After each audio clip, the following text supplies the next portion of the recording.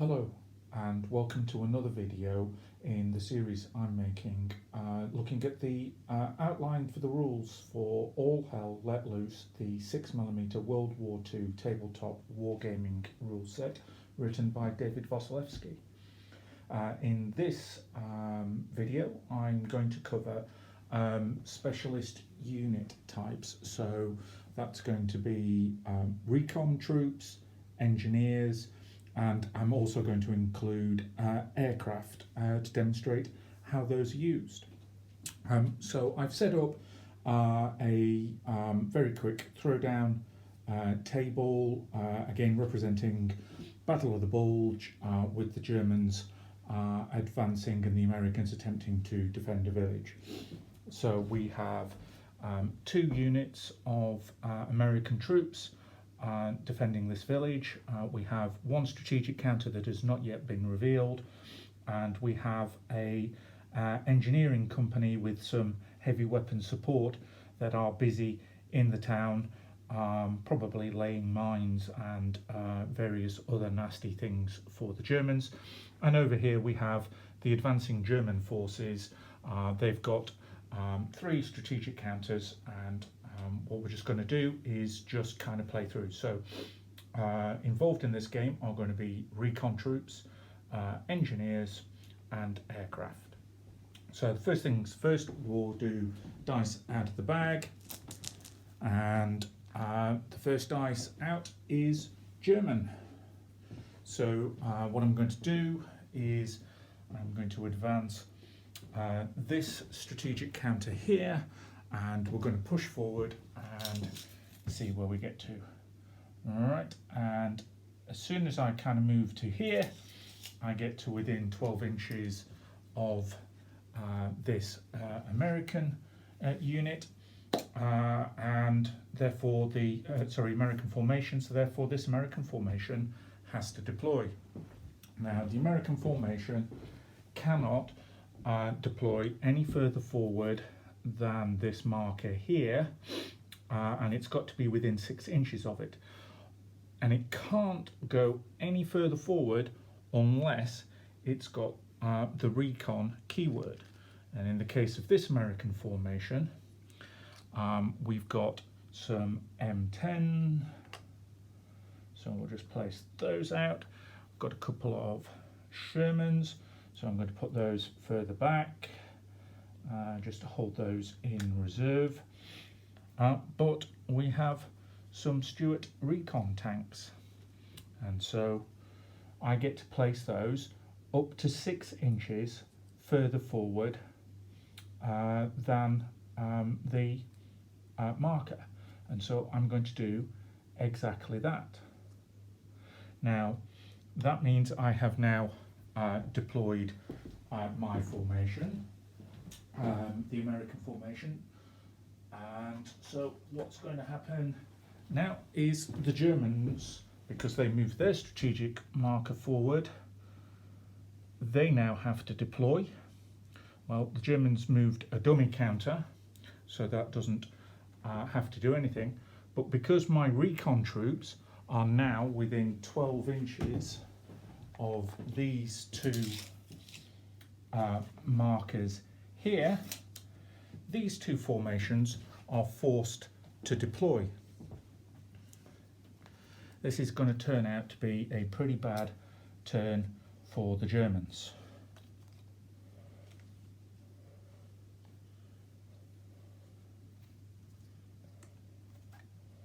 Okay, again, I'm not going to deploy all of the troops. It's not really critically important that everything goes on, so I'm just going to put down some troops to represent the formation, and therefore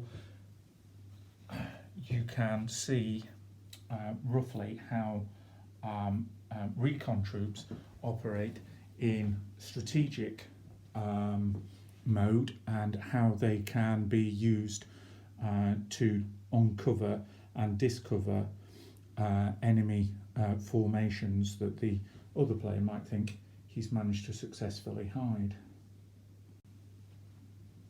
Now, as a result of that activity, because the Germans moved first, we took one dice out of the bag for the dummy formation. It forced the Americans' formation to deploy, so their dice comes out of the bag.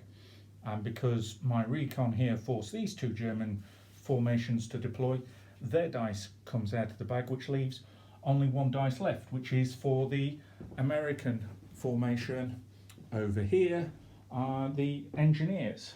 And so what I'm going to do now is roll to activate my engineers. Okay, and I get a bad result. I get a 1, which is a little unfortunate. What that means is my engineers are unable to complete any engineering tasks. When you get a poor partial activation, the only activity that you can undertake is a half move or fire it up to half range.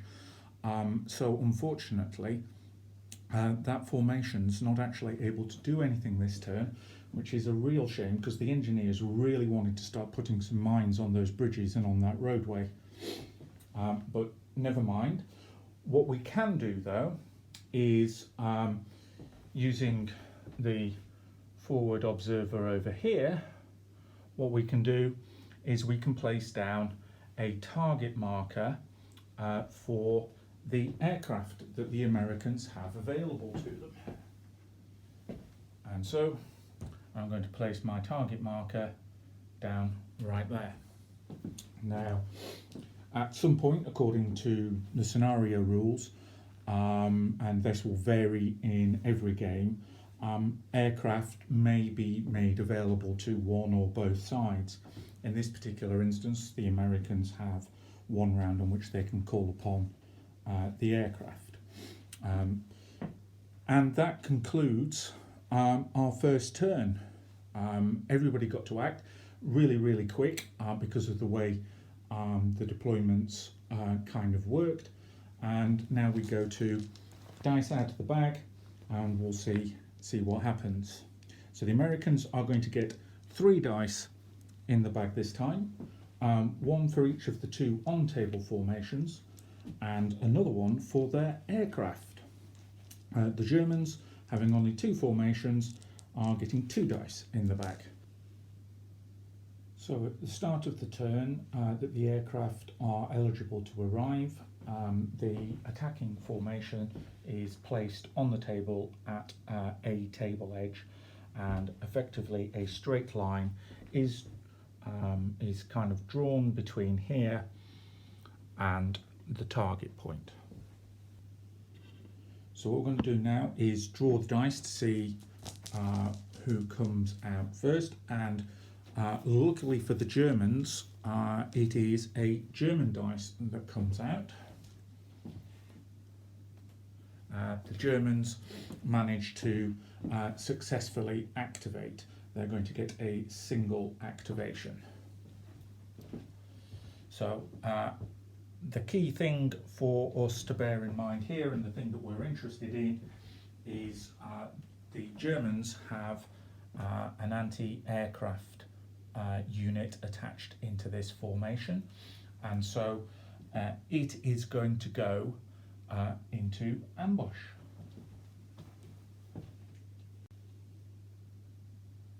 Anti-aircraft units in ambush are particularly important in a turn in which aircraft arrive. This allows them to fire at incoming aircraft on their attack run, as long as they are within range of that imaginary line being drawn between the unit from the table edge all the way over to the target point. Now that happens in the aircraft's turn when the aircraft activates. I'm not going to bother doing the rest of the activity from the armoured or mechanised formation.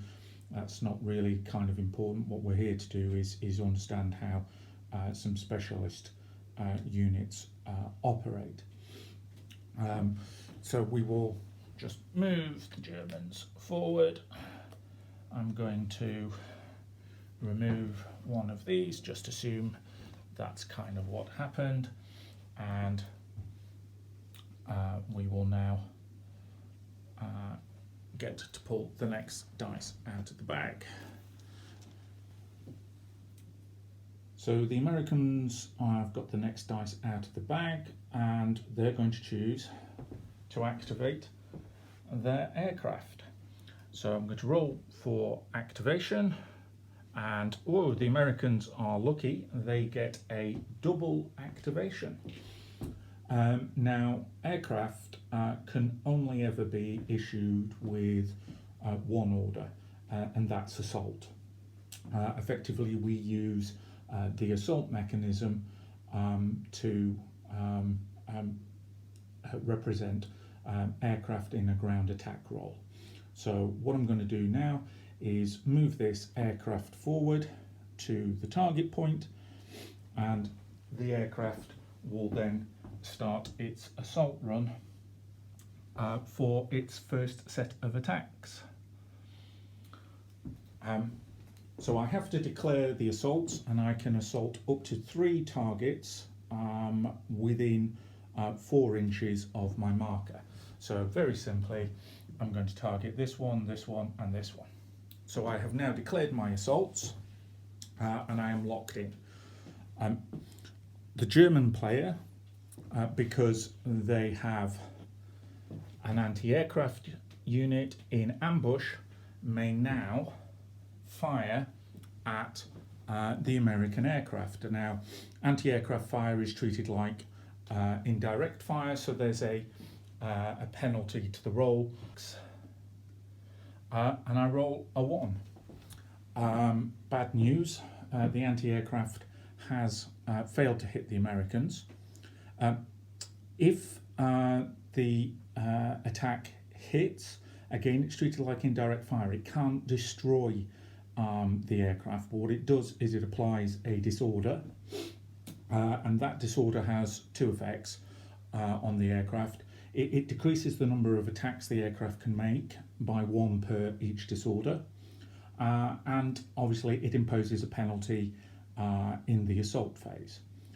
None of that has happened, so we're just now going to run through the assaults. And unlike traditional assault between ground-based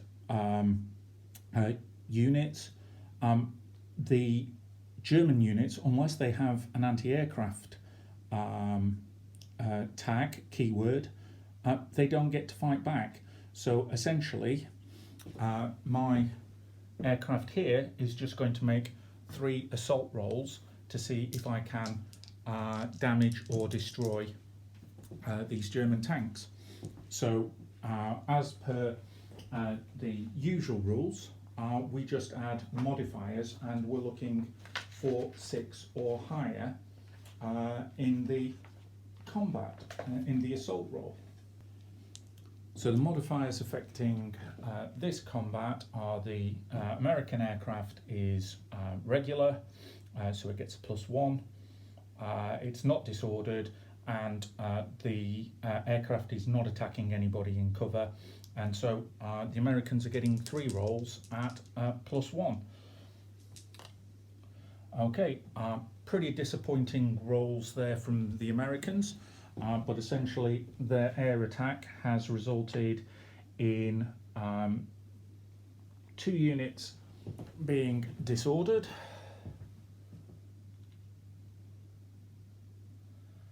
and 1 enemy unit having 2 disorder.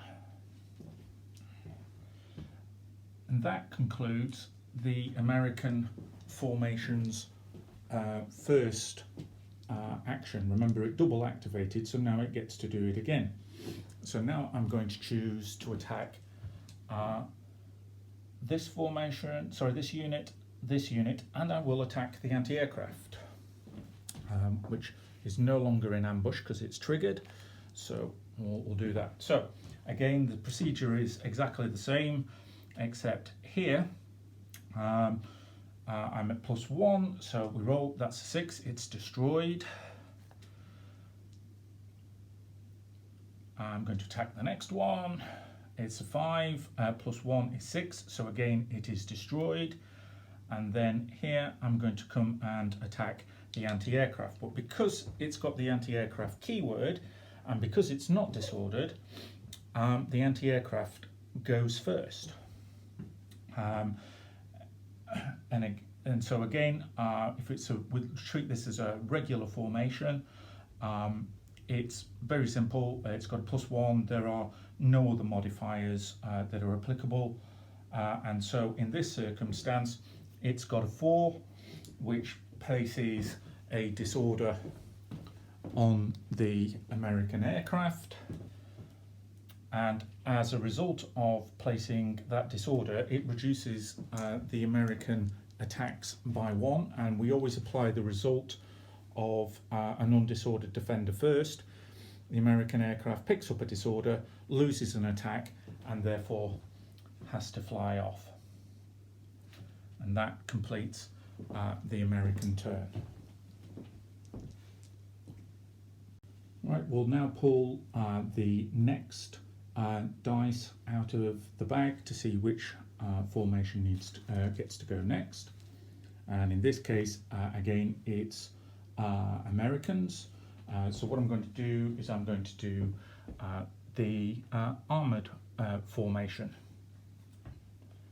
And we roll a 6. Again, the Americans managed to double activate. And so what's going to happen now is we'll see the other benefit from having recon troops.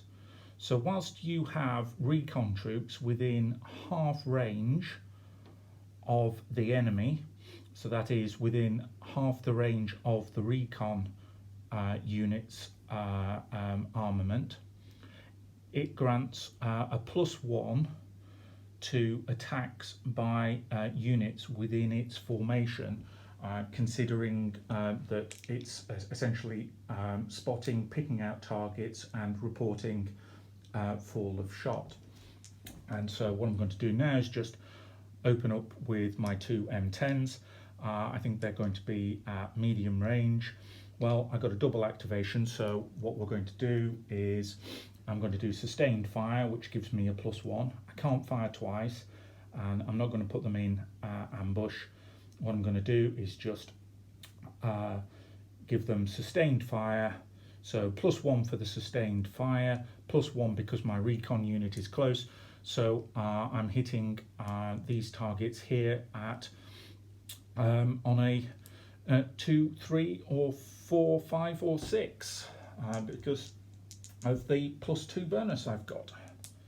And what do you know? I get 2 hits. And then rolling to destroy, I managed to destroy 1 of them. So we'll apply another disorder there, and we'll remove this unit here. Okay, so again, that just really demonstrates the importance or the key capability of recon troops. Okay, so next dice out of the bag, and again, it's American. So this time we're going to move and try and work with our engineering units. I'm not going to bother doing any firing from the units up on the hill. What we're really interested in is what engineering units can do. So engineers can dig trenches and fortifications, they can lay barbed wire, they can put mines down, they can clear minefields, and they can build pontoon bridges, and every so often some of the engineers have flamethrower units.